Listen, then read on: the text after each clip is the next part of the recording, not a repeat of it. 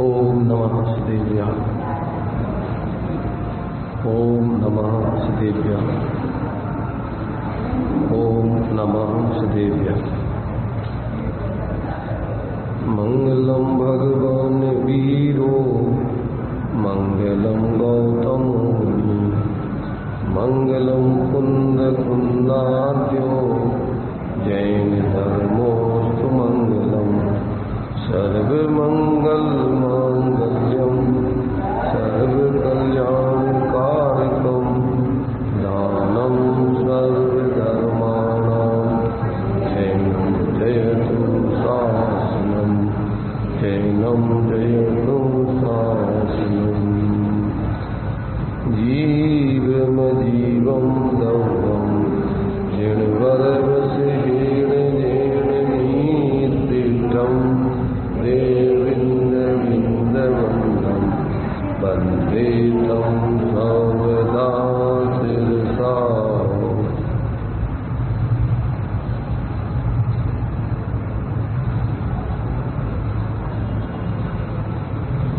दूसरे अधिकार के प्रारंभ में अपना भूमिका प्राथमिका के रूप में 7 तत्व 9 पदार्थों के संबंध में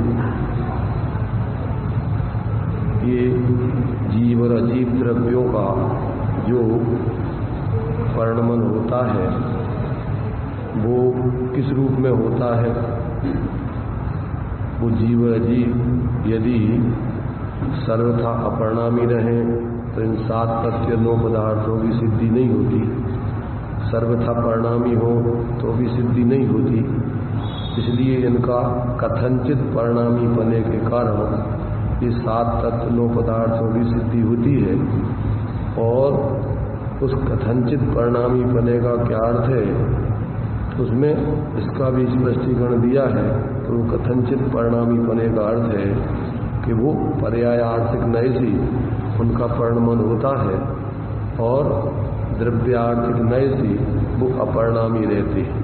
इसलिए द्रव्य दृष्टि से अपरिणामी और पर्याय दृष्टि से परिणामी जीव और पुद्गल दोनों का ऐसा परस्पर में निमित्त नैमित्तिक संबंध से ये 7 तत्व 9 पदार्थ आदि की सिद्धि होकर के और फिर जब हम इसको इस प्रकार समझ लेते हैं तो उसमें से फिर अपने लिए जो संसार का दुख, उस दुख के कारण आदि वो सिद्ध होते हैं। आश्रम बंध आदि, पुण्य पाप आदि, और जो अनंत सुख है वो अनंत सुख मोक्ष अवस्था में प्राप्त होता है तो उस मोक्ष की सिद्धि होती है। उस मोक्ष का कारण संवर और निर्जरा है, इसलिए संवर निर्जरा की सिद्धि होती है। और संवर निर्जरा का कारण अपना वो द्रव्य स्वभाव रूप निःशुद्धात्म तत्व की श्रद्धा, ज्ञान और लीनता करके जब जीव अपने जीवन में परिणति में क्रमशः गुण स्थान प्रमाण अपने स्वाश्रय से भीतराग विज्ञानता की सिद्धि कर लेता है तो क्रम से वो संवर निद्रा की पूर्णता करते हुए और पूर्ण मोह रहित दशा मोक्ष दशा की प्राप्ति करके सुखी होता है। ऐसे ये 7 तत्व 9 पदार्थ आदि की इसमें सिद्धि करके और आगे उन 7 तत्व 9 पदार्थों में ये कौन सा जीव किस पदार्थ आदि का करता है उस बात को यहाँ समझा कर और इसमें नए विभाग से इन 7 पदार्थों या 9 तत्वों को किस रूप में किस नए से कैसा कहा जाता है इसकी चर्चा अपन ने यहाँ पर कर ली है कि ये 7 तत्व 9 पदार्थों को नए विभाग की दृष्टि से जो है कौन कौन से नए से इसको क्या कहा जाएगा। परम शुद्ध निश्चय नए का विषय क्या है, एक देश शुद्ध निश्चय नए का विषय क्या है, अशुद्ध निश्चय नए का विषय क्या है, और उसी में यदि व्यवहार की दृष्टि से तो अनुपचरित सद्भुत व्यवहार का विषय क्या है, उपचरित सद्भुत व्यवहार का विषय क्या है, अनुपचरित असद्भुत व्यवहार का विषय क्या है, उपचरित असद्भुत व्यवहार का विषय क्या है। इन सब नयों के माध्यम से भी इन 7 तत्व 9 पदार्थों का स्पष्टीकरण किया।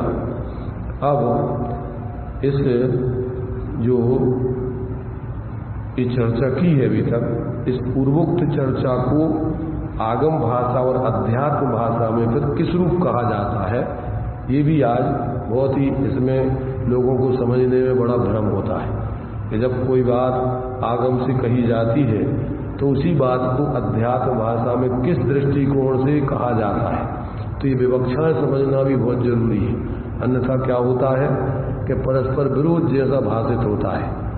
तो ये बात भी यहाँ पर इन्होंने वर्तमान की परिस्थिति में जो जो समस्याएं जिन जिन संबंध में विसंवाद है धर्म के बारे में, उन सारे विसंवादों का समाधान करने का यहाँ प्रयत्न किया गया है। तो अब अपन यहाँ पर आगम और अध्यात्म भाषा में इन नयों के जो वचन हैं उनको क्या क्या किस रूप में कहा जाता है उसको यहाँ पर अभी स्पष्टीकरण करते हैं।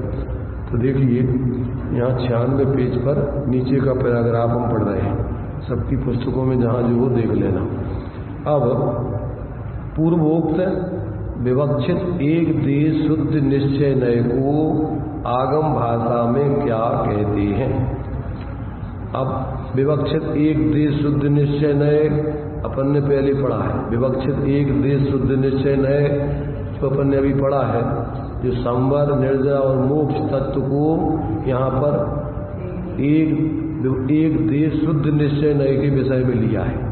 तो अब उसको आगम भाषा में क्या कहते हैं और अध्यात्म भाषा में उसको क्या कहते हैं, अब उसका यहाँ स्पष्टीकरण कर रहे हैं। तो देखिए उसी पूर्वोक्त एक देश शुद्ध निश्चय नय के विषय को आगम भाषा में क्या कहा जाएगा। तो कहते हैं आगम भाषा में उसे कहते हैं कि जो स्वाशुद्धात्मा के सम्यक श्रद्धान ज्ञान आचरण रूप होगा वह भव्य कहलाएगा। उसको क्या कहते हैं, ऐसे जीवों को ही भव्य कहते हैं जो एक देश शुद्ध निश्चय नय के विषय रूप अपनी श्रद्धा ज्ञान और आचरण रूप परिवर्तन करते हैं, वे जीव ही भव्य कहलाते हैं, क्योंकि उनका ही रत्नत्रय की सिद्धि होकर मोक्ष मार्ग की सिद्धि होकर मोक्ष की सिद्धि होती है।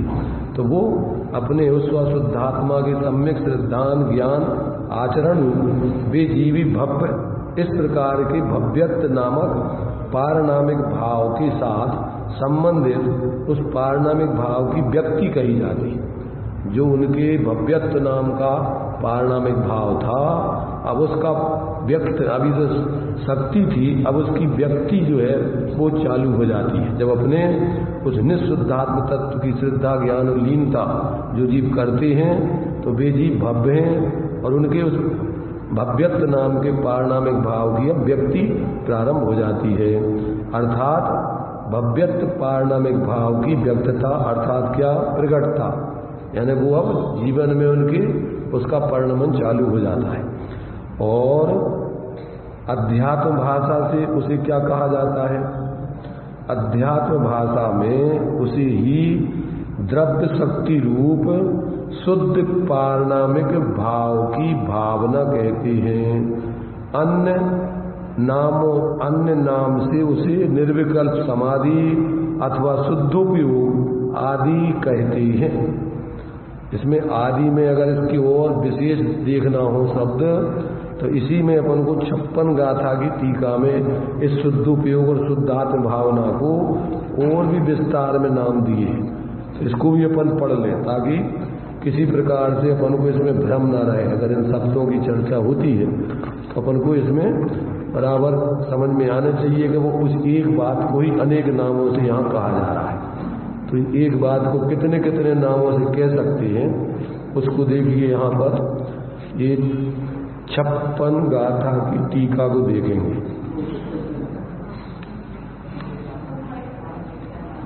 56 गाथा की टीका जिनके पास जितना होने उसमें जो है पृष्ठ हो उसमें लगा लो। देखिए अब जो जीव अपने उस इसमें जो गाथा दी थी माँ चिट्ठय माँ जम्पय माँ चिंता किम बीजीण होई थरो अपमी रहो इनमें भवे परम जाना। तो यही जो अपने निःशुद्धात्म तत्व का सम्यक सिद्धांत ज्ञान आचरण रूप जिसको शुद्धोपयोग कह रहे, शुद्ध स्वरूप की भावना कह रहे, और भी कितने नाम से उसको कहते हैं।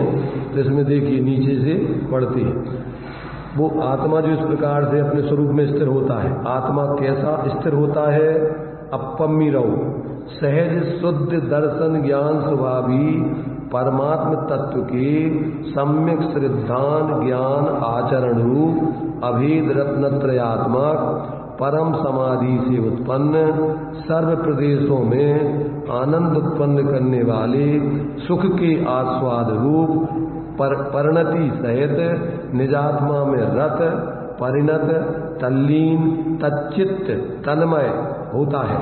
इनमें परम हवे झाणम, यह जो आत्मा के सुख स्वरूप में तन्मयपना है, वही निश्चय से परम अर्थात उत्कृष्ट ध्यान है। उस परम ध्यान में स्थित जीवों को जिस वीतराग परमानंद रूप सुख का प्रतिभास होता है, वही निश्चय मोक्ष मार्ग रूप है। अभी वहां जो अपन ने 2-3 नाम दिए ना, उसी निश्चय मोक्ष मार्ग को यहाँ अब कितने नामों से कहा जाएगा आगे देखिए। वह अन्य किस किस पर्यायवाची नामों से कहा जाता है। अब उसी के लिए इतने नाम कहने में ये नहीं समझना कि ये कोई अलग है, वो अलग है, ये अलग है, वो अलग है। अब इतने नामों से उसको कहते हैं। कौन कौन से देखिए, वही कहते हैं।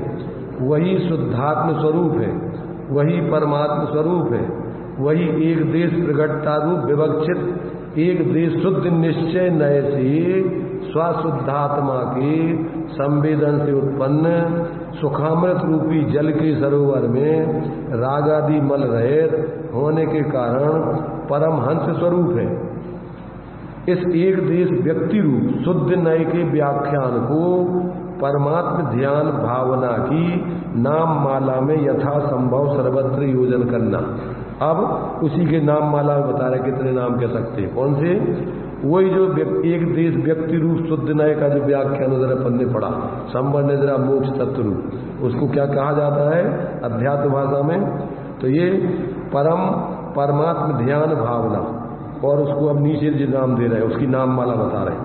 वही परम ब्रह्म स्वरूप है, वही परम विष्णु स्वरूप है, वही परम शिव स्वरूप है, वही परम बुद्ध स्वरूप है, वही परम जिन स्वरूप है, वही परम स्वात्मोपलब्धि लक्षण सिद्ध स्वरूप है, वही निरंजन स्वरूप है, वही निर्मल स्वरूप है, वही स्वासंवेदन ज्ञान है, वही परम तत्व ज्ञान है, वही शुद्धात्म दर्शन है, वही परमावस्था स्वरूप है, वही परमात्मा का दर्शन है, वही परमात्मा का ज्ञान है, वही परमावस्था रूप परमात्मा का स्पर्शन है, वही ध्येयभूत शुद्ध पारणामिक भाव रूप है, वही ध्यान भावना स्वरूप है, वही शुद्ध चारित्र है, वही परम पवित्र है, वही अंतस्तत्व है, वही परम तत्व है, वही शुद्धात्म द्रव्य है, वही परम ज्योति है, वही शुद्ध आत्मा की अनुभूति है, वही आत्मा की प्रतीति है, वही आत्मा की संवित्ति है, वही स्वरूप की उपलब्धि है,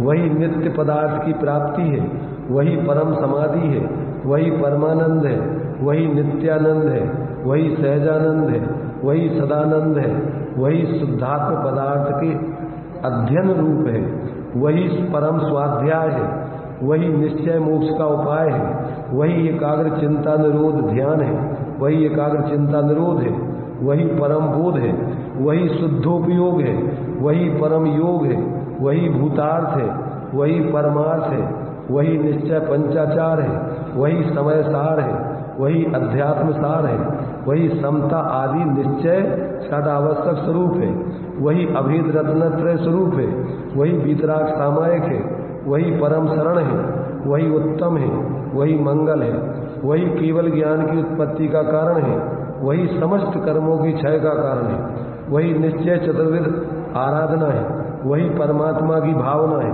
वही शुद्धात्मा की भावना से उत्पन्न सुख की अनुभूति परम कला है, वही दिव्य कला है, वही परम अद्वैत है, वही परम अमृत रूप है, वही परम ध्यान है, वही धर्म ध्यान है, परम धर्म ध्यान है, वही शुक्ल ध्यान है, वही रागादि विकल्प रहित ध्यान है, वही निष्कल्ष यानी शरीर रहित ध्यान है, वही परम स्वास्थ्य है, वही परम वीतरागपना है, वही परम साम्य है, वही परम एकत्व है, वही परम भेद ज्ञान है, वही परम समरसी भाव है इत्यादि समस्त रागादि विकल्प उपाधि से रहित परम आह्लाद रूप एक सुख जिसका लक्षण है, ऐसे ध्यान रूप निश्चय मोक्ष मार्ग के वाचक अन्य भी पर्यायवाची नाम परमात्म तत्व के ज्ञानियों द्वारा जानने योग्य है।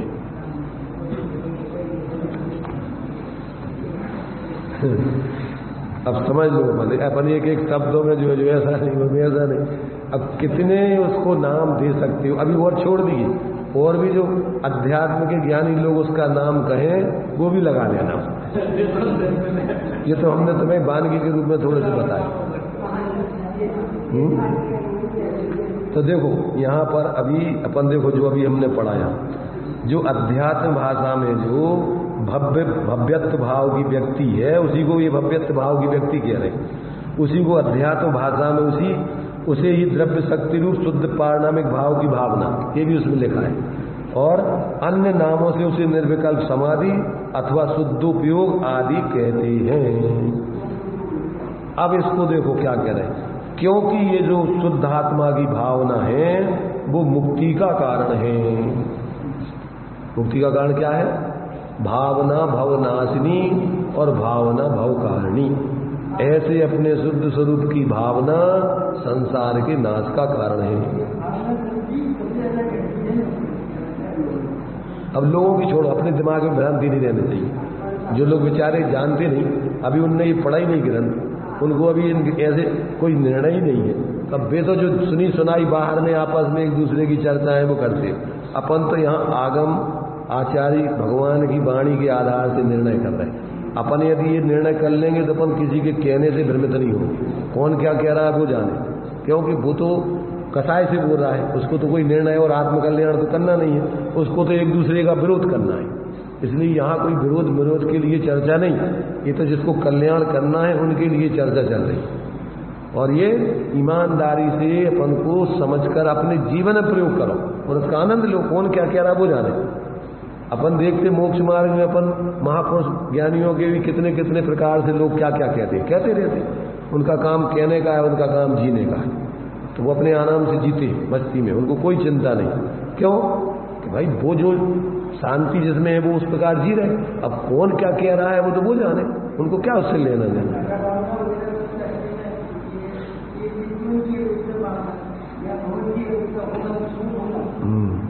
हाँ, वो भगवान माने भावना का मतलब ही वो स्वरूप परिणाम ढलना, वो स्वरूप ढलना। तो अब जो जितना ढलता जाएगा स्वरूप में ढलता जाएगा उतना उतना उतना उतना उसको अंदर में वीतरागता की सिद्धि होगी। तो गुणस्थान प्रमाण चौथे गुणस्थान से शुद्ध स्वरूप की इस प्रकार से भावना प्रवृत्ति चालू, अब बढ़ते बढ़ते बढ़ते बढ़ते बढ़ते वही पूर्ण वीतराग जैसा रूप हो जाता है।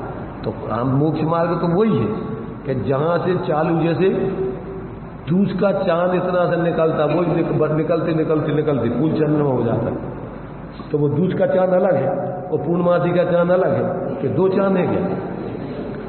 ऐसे ही निचले गुणस्थान से जो स्वरूप की भावना उसमें थोड़ी थोड़ी शांति मिलती है। अब बढ़ते बढ़ते बढ़ते वही पूर्ण वितराग दशा में परम शांति मिलने लगती। तो काम तो वही है, ये कही। इसलिए अपन को आचार्यों ने बहुत ही व्यवस्थित तरीके से हर चीज को लिखा है। अब ये तीन चीजों को एक देश शुद्ध निश्चय का विषय लिया है। कौन सा? संवर, निर्जरा, मोक्ष तत्व। तीनों को ये इतने नाम दिए हैं, पर अंतर है गहराई का। भाई इसमें रहस्यपूर्ण चिट्ठी में बात दी है कि साहब शुद्धोपयोग कौन से गुणस्थान से के चौथे से। तो शुद्धोपयोग तो निर्विकल्प होता है, और ऊपर के गुणस्थानों में नीचे गुणस्थानों में क्या अंतर है?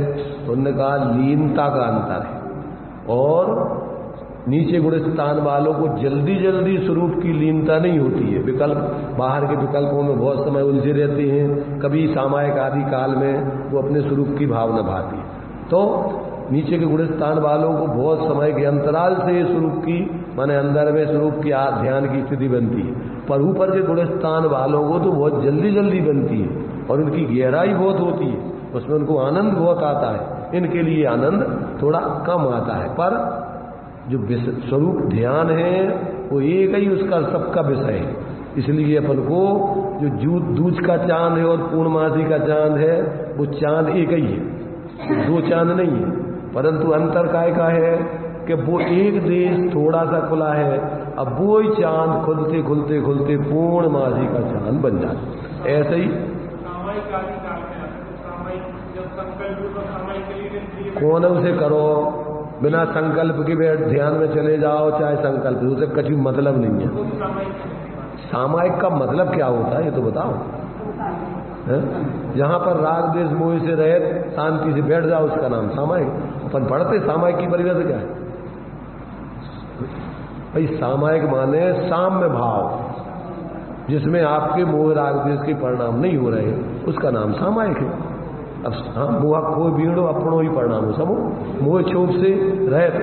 मोह क्षोभ माने राग द्वेष मोह, मोह माने मिथ्यात्व और राग द्वेष माने कसाय, उससे रहित आपका ही शांत परिणाम है, स्वास्थ्य परिणाम है, वही सामायिक है। तो समता जीवन में आना, वही सामायिक कहो, समाधि कहो, ध्यान कहो।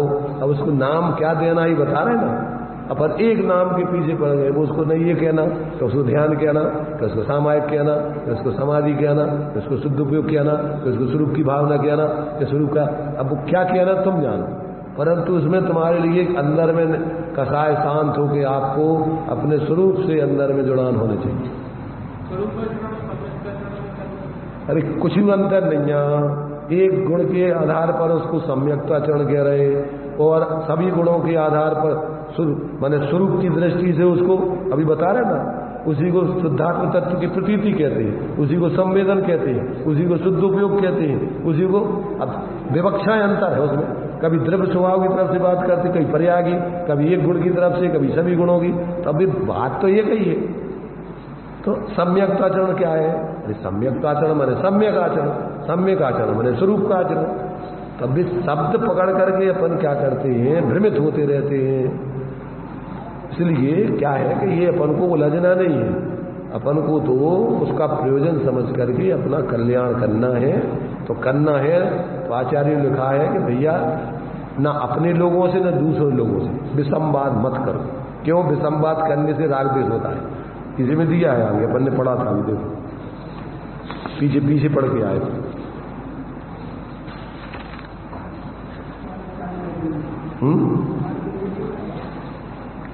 कहाँ पर पढ़ा था? यहीं पर अपन ने पढ़ा था ना कि आपस में विसंवाद करने से राग द्वेष होते हैं, राग द्वेष से संसार बढ़ता है, इसलिए परस्पर किसी से विसंवाद नहीं करने चाहिए। इसी में अपन ने कहीं पढ़ा था।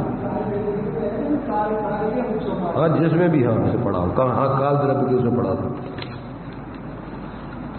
इसमें काल द्रव्य का कौन से उस पर कहा था मैं? काल द्रव्य की प्रकरण में पढ़ा था। धर्म धर्म आकाश काल।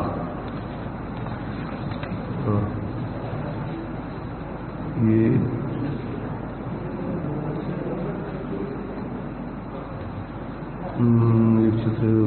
यदि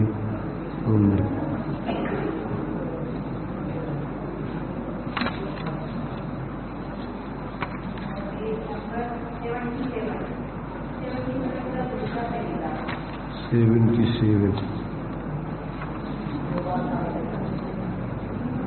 कौन सी गाथा की बात है? 21।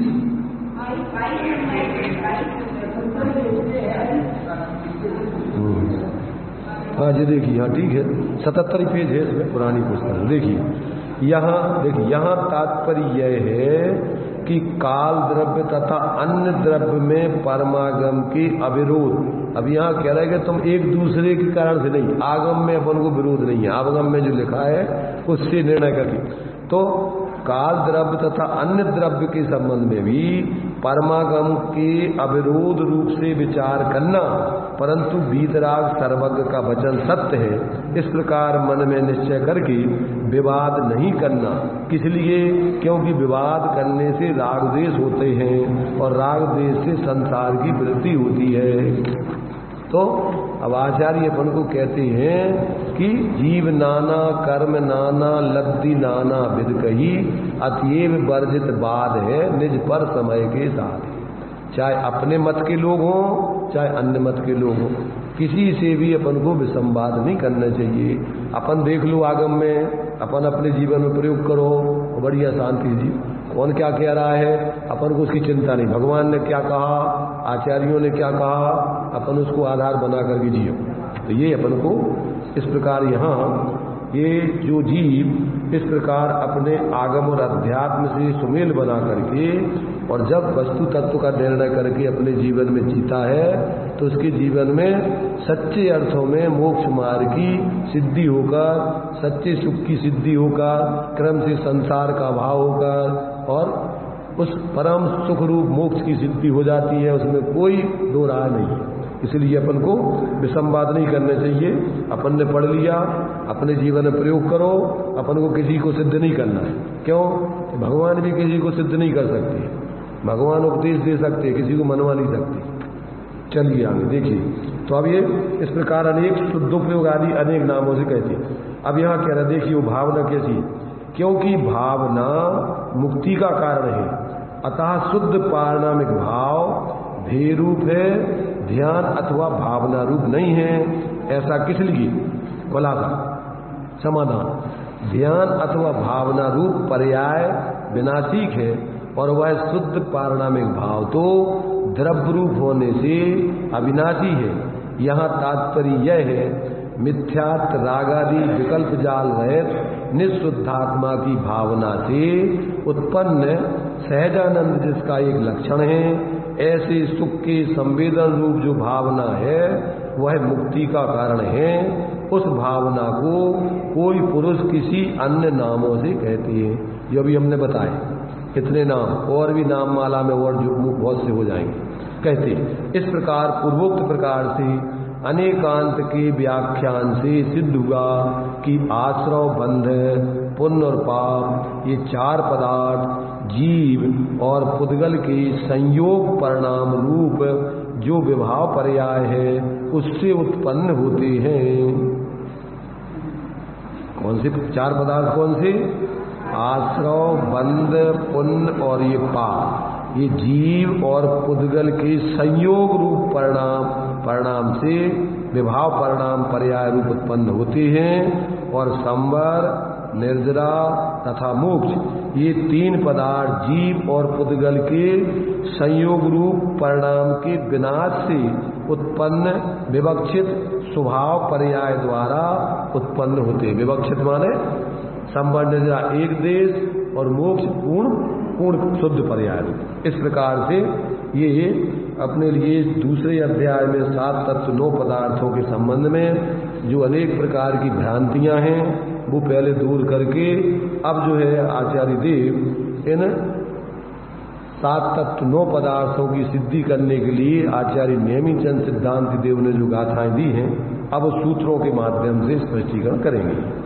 ये गाथा 28 देखिए। अब यहाँ से अपन पढ़ के मूल ग्रंथ से अब इन 7 तत्वों के संबंध में चर्चा करते हैं। 9 पदार्थ संबंध से संबंध के विच्छेद से संबंध। हाँ, उसमें कर्मों का, बंध का अभाव होता जाता है अपनी आत्म परिणति में से, और इनमें आत्मा की परिणति कर्मों के आश्रव बंध से संयुक्त होती जाती है। इसलिए वो विकारी परिणाम रूप है और वो स्वाभाविक निर्विकारी परिणाम रूप है। संबंध, निद्रा और मोक्ष के परिणाम वे संयोग से वियोग होकर के अपने स्वभाव के आश्रय से प्रकट होते हैं, और ये चार अपने स्वरूप को भूल के पर में जुड़ने से और आगे का उनका संयोग बनता जाता है। इस प्रकार से उसका स्वरूप है।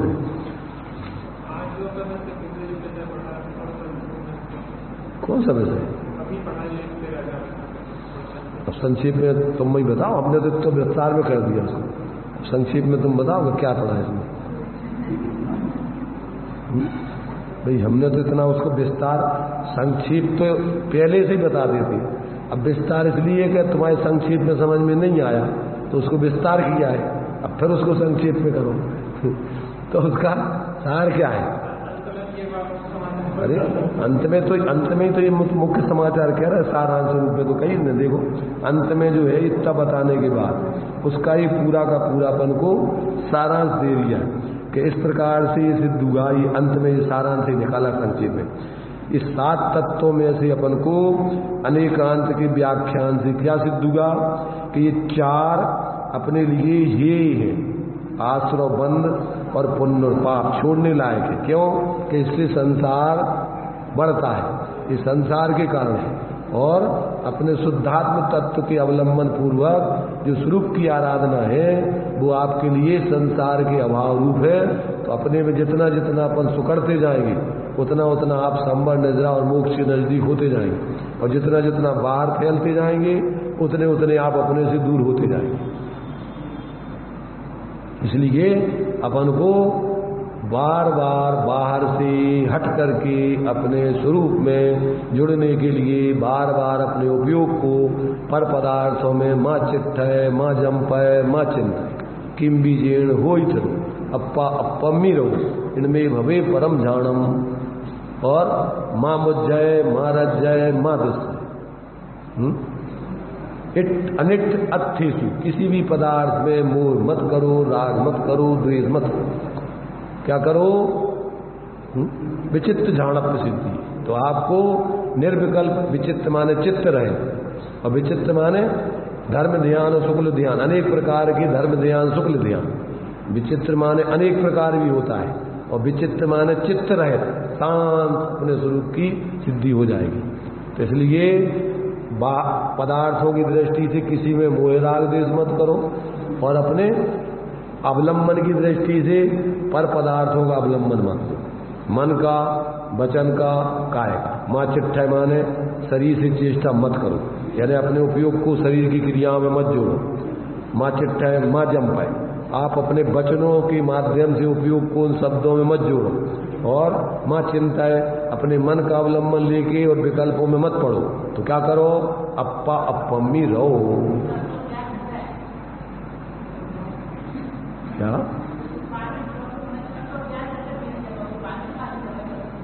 समझ में नहीं आ रहा क्या?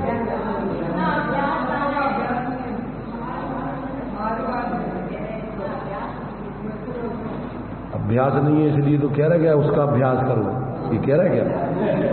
भाई तो कह रहा कि इसका अभ्यास नहीं है, अभ्यास होता तो क्या वो कहते अभ्यास करो। जिनको अभ्यास नहीं हो नहीं से तो कह रहा कि अभ्यास करो, वो अभ्यास छोड़ो। जुड़ जाते हो वहां से फिर हटो, अरे अपन कहाँ लग गए, फिर अपन भैया अपना काम नहीं है, अपना काम शांत रहने का है, चुप हो जाओ। कोई भी लड़ाई झगड़ा हो रहा है बस चुप हो जाओ, उसको नहीं करना है, तुम्हें चुप हो जाना है। थोड़ी देर में तुम शांत रहोगे, वो कितनी देर तक बोलेगा? कोई तुम्हें गाली दे रहा है, कुछ भी कह रहा है, और तुम आंखें बंद करके बैठ जाओ, तो कितनी देर तक देगा वो? अब अपन वो आंखें, वो थोड़े से बोल रहा है और अपन को 4 सुनावे, वो 2 सुनावे, तुम 4 सुनाओ।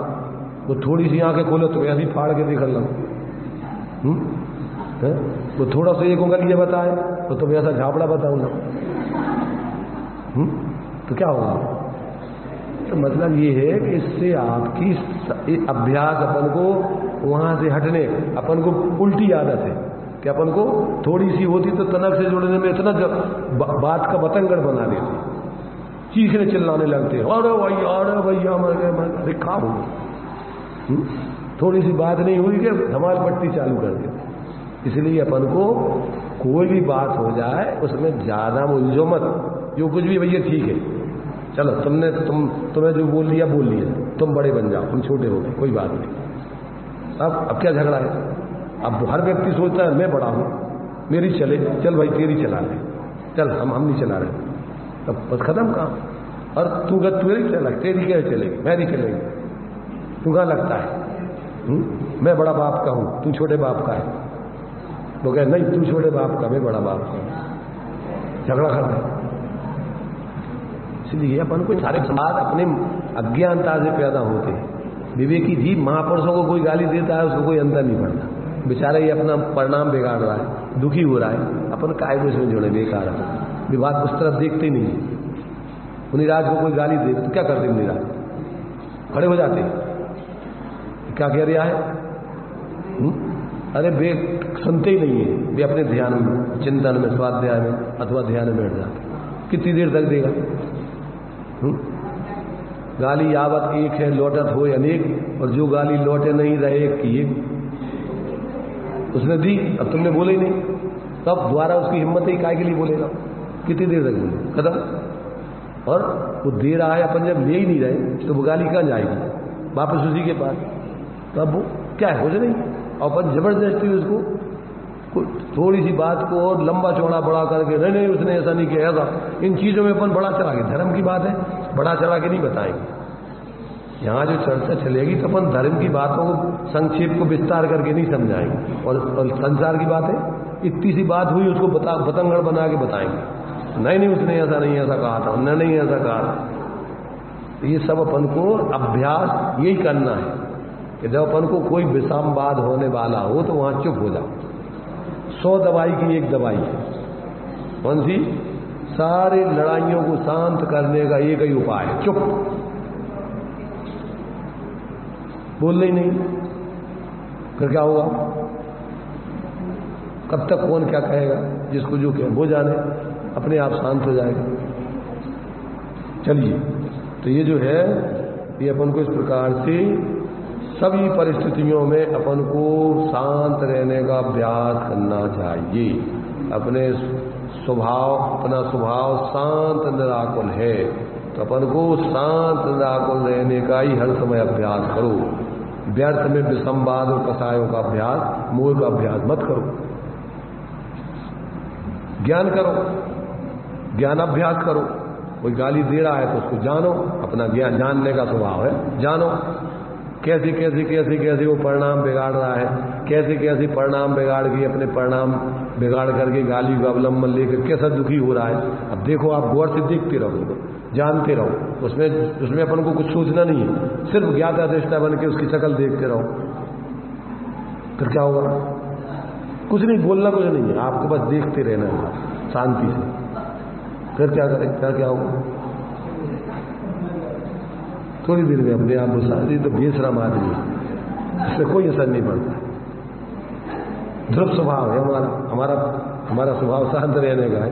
अब शांत है, अपन क्या करना? भगवान शांत है, देख रहे हैं ना तुम क्या नाटक कर रहे हो रोजीना, भगवान सब देख रहे हैं, कुछ प्रतिक्रिया तो नहीं कर रहे कि तुमने आज कम पूजा की कि ज्यादा की कि गलत की कि सही की, भी कुछ तो नहीं कह रहे। फिर तुम्हें जैसा करना है तुम अपने करते जाओ, अपने बैठे, इसलिए वे आनंद में, उनको कोई समस्या नहीं।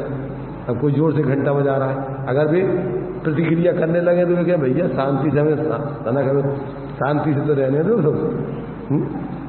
इसलिए वो कोई वो तो ज्ञात अदृष्टा शांत, बस कुछ भी जो कर रहे हैं वो जाने, उनको कोई उसमें अंतर नहीं पड़ता। क्यों? कि अपना स्वभाव शांत निराकुल ज्ञाता अदृष्टा रहने का है, कुछ भी करने धरने का नहीं। तो ये जो है अपनी गाथा चलेगी। चलो, ये तो नाम है अकेले, इसको पढ़ लेते अभी। तो 28वीं गाथा में अपन को सिर्फ उनकी नाम मात्र दिए। ये गाथा देखिए, ये तो सबने पढ़ी है, इसको फिर से अपन पढ़ लेते। आसौ वंदन संवर निजर मुखो सपुण्य पावाजे,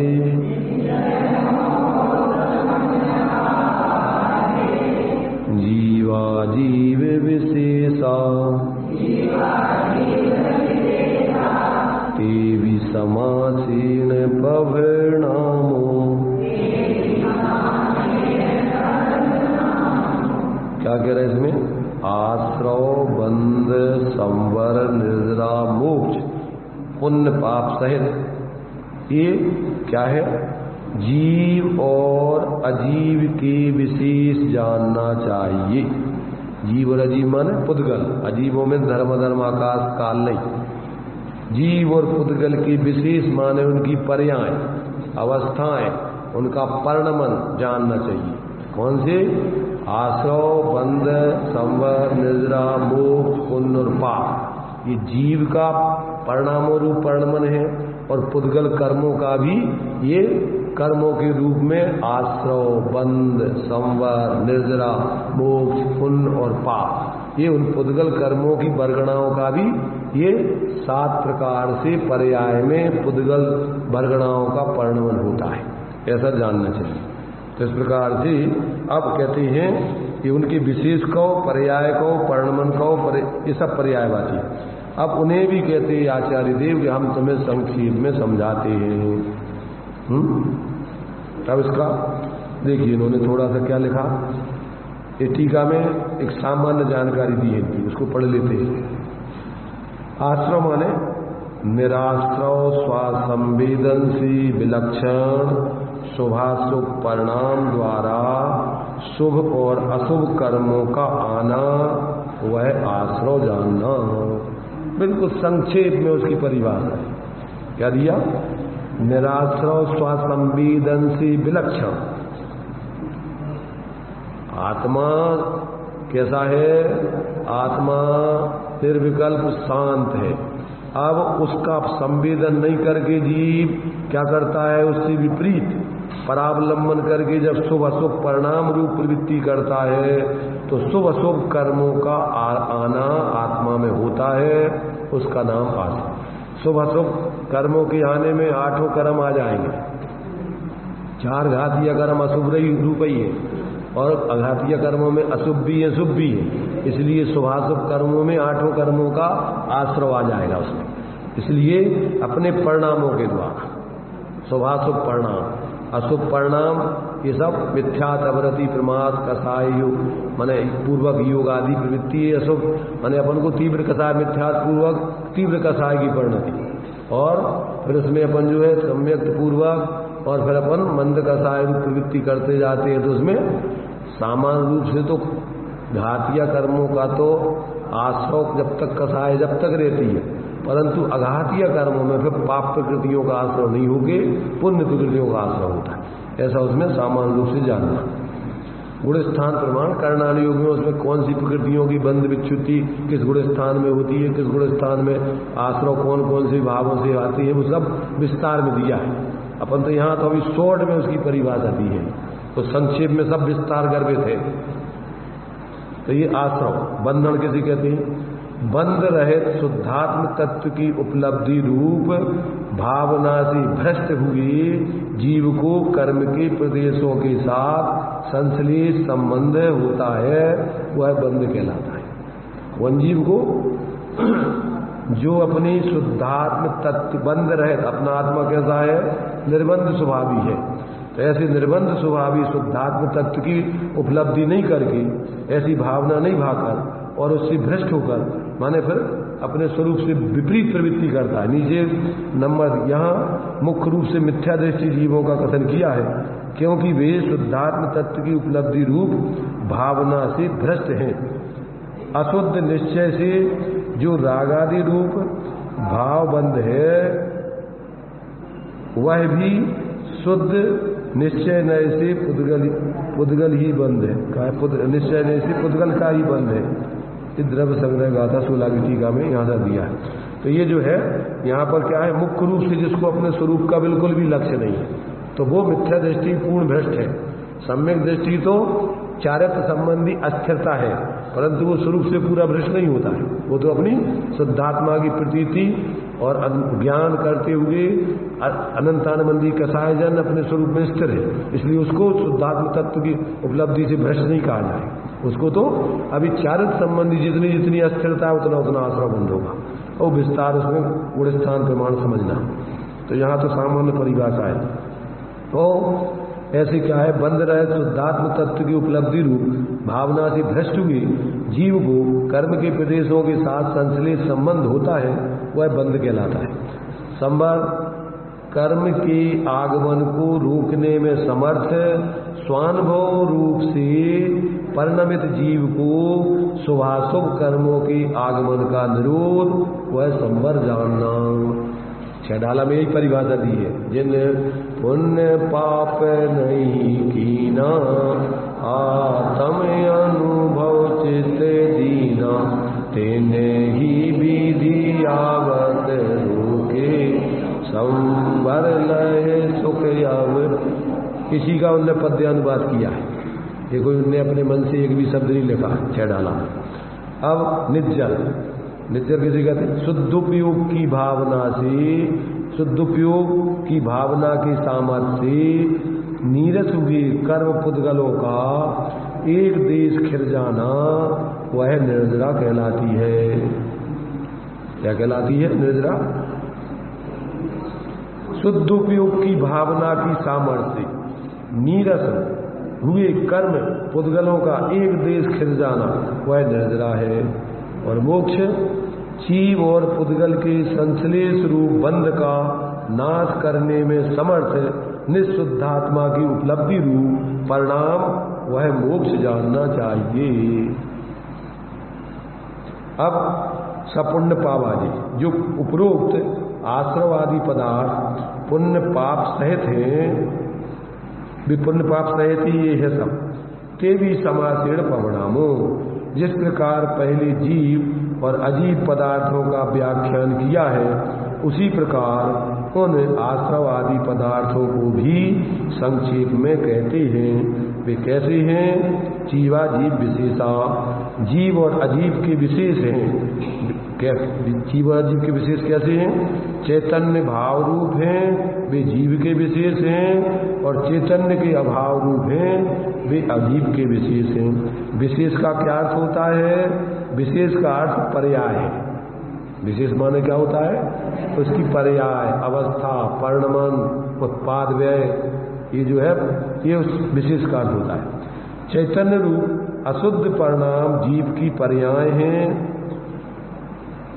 चैतन्य रूप अशुद्ध परिणाम जीव की पर्याय हैं, और अचेतन रूप कर्म पुद्गल की पर्याय वे अजीव की पर्याय हैं।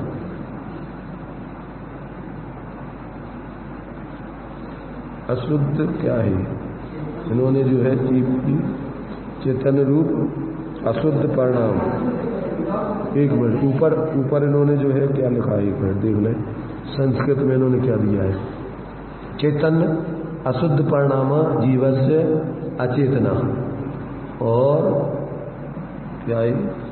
चैतन्य रूप अशुद्ध परिणाम जीव की पर्याय है, अचेतन रूप कर्म पुद्गल की पर्याय है, वे अजीव की पर्याय है।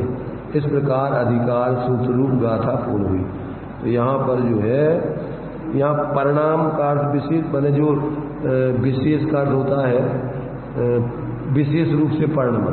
तो अब यहाँ पर अशुद्ध परिणाम जो लिखा हुआ है, तो अशुद्ध चेतन रूप अशुद्ध परिणाम में वो सब पर्याय आएंगी फिर को क्या है?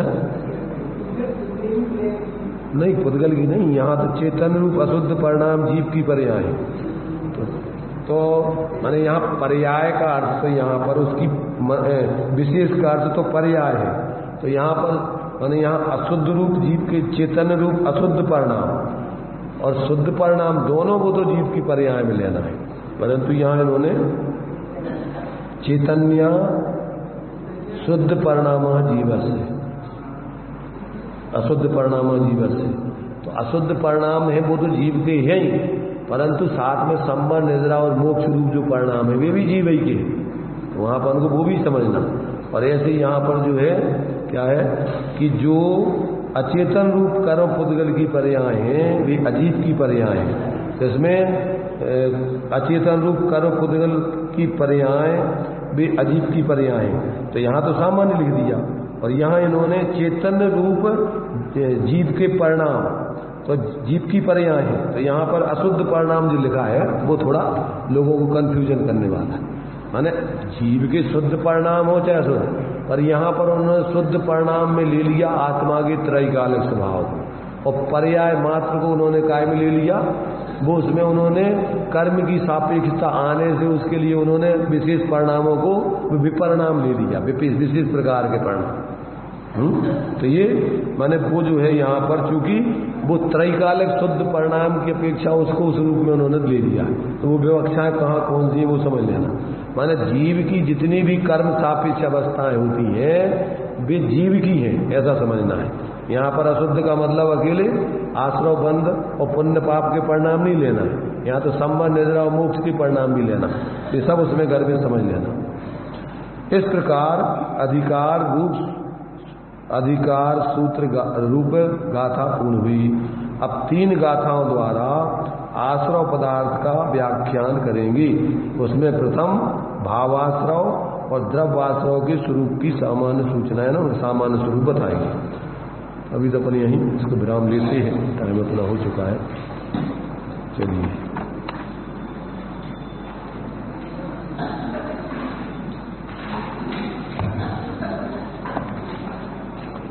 सापेक्ष अमृत जिन बचन निरपेक्ष सत चैतन्य घन दर्शन है कली काल में अनुभव करो है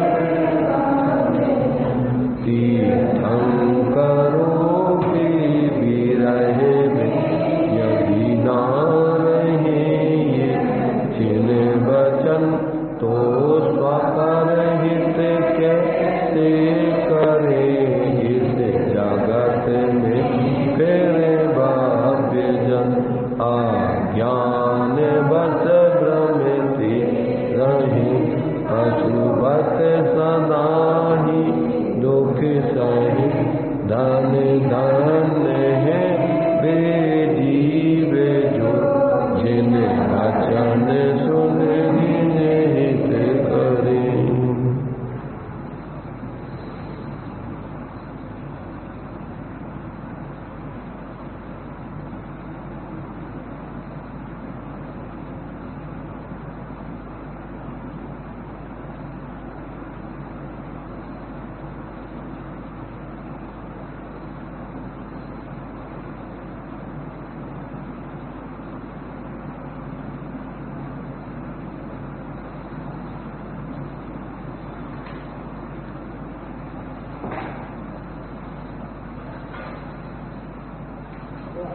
द्वादशाम वाणी माता की पंच परमेष्टि भगवंतों की